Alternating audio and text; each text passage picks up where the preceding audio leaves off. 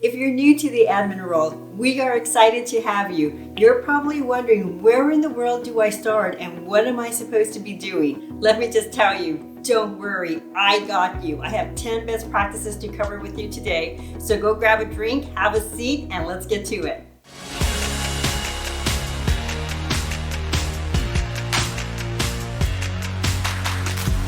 Hey guys, this is Cherie from The Exceptional Assistant, and my channel is all about the day-to-day responsibilities and scenarios of the professional assistant. So whether you're an executive assistant today, looking for new tips and tricks, or you're new to the administrative role, this channel will be a great source of information for you. I work for executive level leaders within the largest corporations in America, from the gaming industry, the banking industry, and the movie entertainment industry. I've had some of the greatest executive mentors throughout the years, and this is my platform to share what I know. Now let's get to the video. Being an assistant has so many rewards. You get to work with the best of the best in your corporation. You get to sit on important meetings that move the companies forward, and you hold an incredibly important role. That's the right hand of the executive. It will be an exciting time for you, and you may feel a little nervous at first, but I have many videos to help you through the challenges that come against you, or scenarios where you'll need some guidance. But for today, let's talk about the top 10 things that you need to know to get you off the ground. First, you have to know what your executive expects of you. It's called setting the expectation. Sitting down with your executive to understand how they want things done and when they want things done is critical. Schedule a one-on-one with your executives so they can go over their expectations with you. I have a video called Know Your Executive's Expectation. I'm going to link it below for you. You have to be organized and you have to be structured. You'll have a lot coming at you to juggle, not only your own work, but the work that you have to pull together for your executive. Utilize your Outlook calendar to set time to work on projects and deadlines. In addition, use your calendar to place reminders when you're expecting work from others that you need to consolidate. And let me share a great tip. What I normally like to do is place an email communication into the calendar reminder. This way, if you can't remember the details of the request, it's easily accessible in the reminder for a quick read, instead of trying to dig through tons of emails to find that one email that has the directive. Secondly, you can also use your follow-up flag options to set a reminder with a date and time.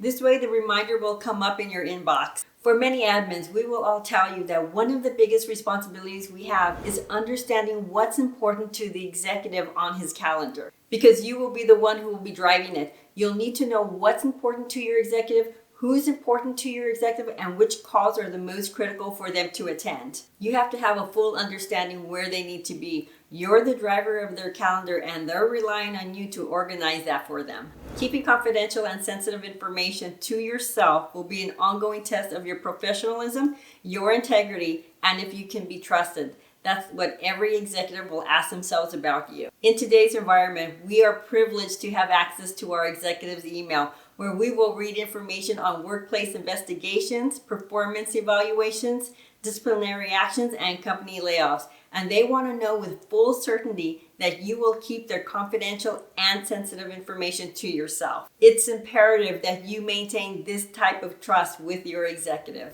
Travel is another large part of the admin responsibility, and it's a constant for our executives. The admins have to secure their executives' flights, their hotel accommodations, and their ground transportation. They also need to know ahead of time where the meeting location is and where they need to park if the meeting is held at a very large campus. They also need to know where to pick up a guest badge if they're required to enter a secured building. You'll need to know who is providing the guest badge access and what access is being placed on the badge. Is the access only for entry to the building, or does the badge access provide entry to the cafeteria within the building, access to the restrooms, or other rooms that your executive will need to enter for a business purpose? And this next item is without saying. You have to have a working knowledge of Microsoft applications such as Word, Excel, PowerPoint, and Visio. You should also know which team platform your company uses. Is it Teams, Skype, or Zoom? If you're not familiar with any of these applications, it's a good idea to view tutorials on YouTube.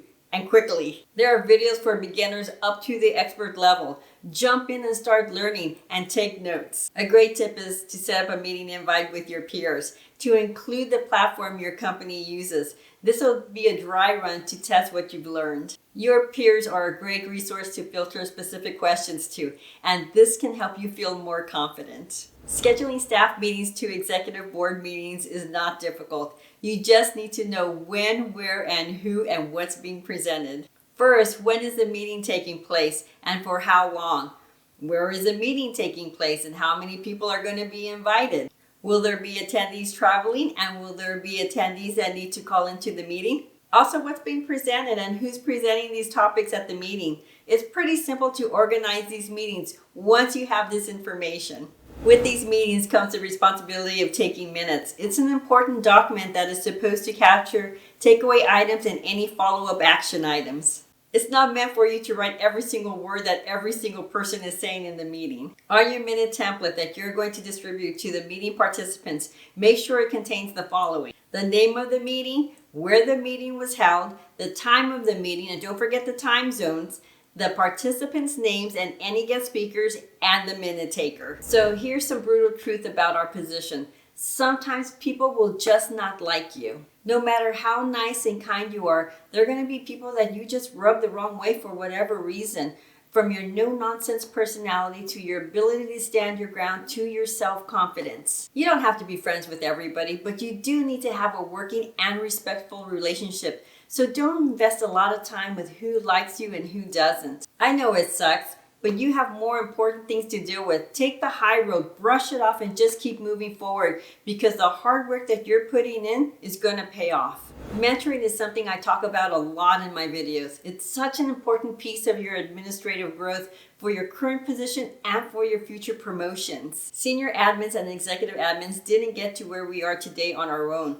We had those seasoned admins who took us under their wing. We absorbed all their knowledge and their skill set, and we implemented those better practices into our own work model. My suggestion to you is to draft up an email to a senior admin and introduce yourself. Let them know how you would be excited for an ongoing mentoring session. Let me share what I did. It was a little bit on the aggressive side, but it paid off. I did do the introductory email, but I didn't send it only to one executive admin. I looked to see who supported the higher level executives within my corporation, and those are the admins I sent the introductory emails to, and there was several of them. Why did I do this? Because they all would have a different perspective of better practices, how they support an executive leader. I rotated the mentoring session with these higher executive admins every other month. To protect your career and your reputation, stay clear of office gossipers and office troublemakers. You're working hard to gain foot in your company, and definitely you'll see opportunities for job advancements with salary increases. But if you align yourself with these kinds of employees,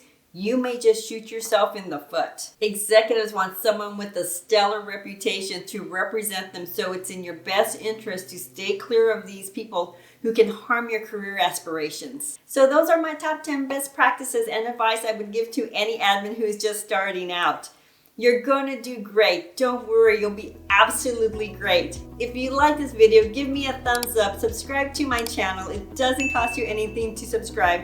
And if you have a great tip to share, leave it in the comments. Thanks everybody for watching. Take care.